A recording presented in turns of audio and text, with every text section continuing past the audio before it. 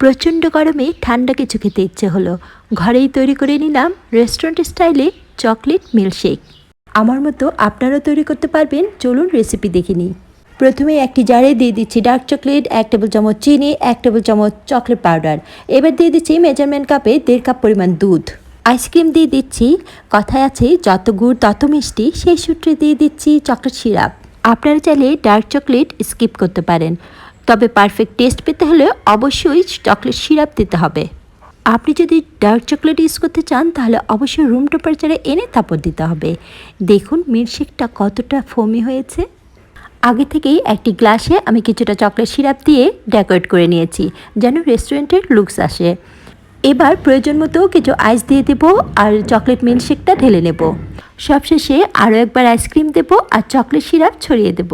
ব্যাস তৈরি হয়ে গেল রেস্টুরেন্ট স্টাইলে মজাদার চকলেট মিল্কশেক।